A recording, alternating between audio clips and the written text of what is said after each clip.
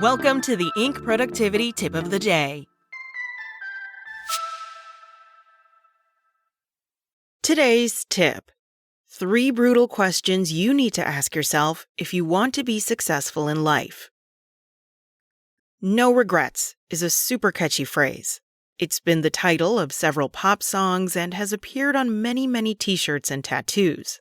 But according to experts, no regrets is actually a terrible life motto. Author Daniel Pink has written a whole book about the power of regret to help us understand and improve our lives. Leadership expert Manfred Ketz de Vries argues regret forces us to engage in a retrospective analysis to understand why we thought or acted the way we did, so we can act differently in the future. Perhaps author Catherine Schultz summed this line of thinking best in her TED Talk. If you want to be fully functional and fully human and fully humane, I think you need to learn to live not without regret, but with it. In short, regret might not feel nice, but it teaches us a lot and spurs us toward change, which is why at least one professor and best-selling author insists you should build a system into your life that forces you to regularly reflect on your screw-ups and deficiencies.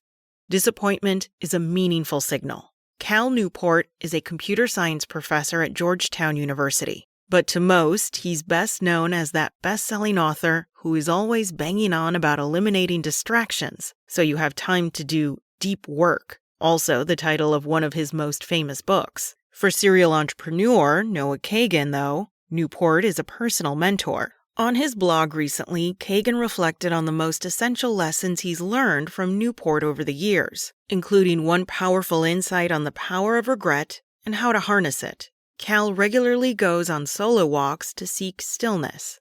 No music, no podcasts. Just a pen and a notebook, Kagan reports. This makes sense. An absolute mountain of research suggests time in nature helps us de-stress and think clearly. And science also suggests most of us don't get enough stillness in our lives. Walking, too, has been shown to be a profound creativity booster. But what exactly is Newport doing while wandering around in the great outdoors with his notebook? He's not admiring the birdsong or just daydreaming. According to Kagan, he's asking himself 3 very uncomfortable but very powerful questions. 3 brutal questions to ask yourself regularly. It's easy to numb your disappointment away, Newport has said. But when you avoid it, there's no growth. Confront your disappointment. It's a meaningful signal. To improve, you need to have the strength to turn off Netflix or stop chasing mindless busyness and actually sit with all the ways you've disappointed yourself. Because the only way you'll make things work better is if you really see what's not working in the first place. To do that, Newport always asks himself the same 3 brutally direct questions on his walks. 1. How am I spending my time? 2. I tried X. Why didn't it work?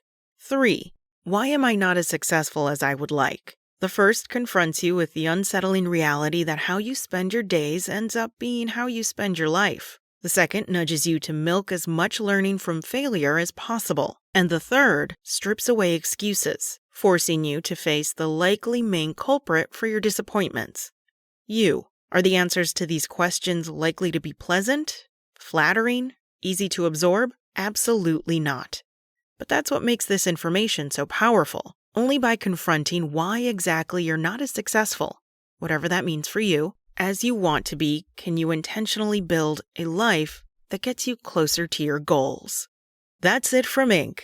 This article was written by Jessica Stillman. Find more from Jessica along with other business leaders and entrepreneurs at Inc.com. Enjoy your weekend, and we'll be back Monday at 6 a.m. Eastern for more tips from Inc.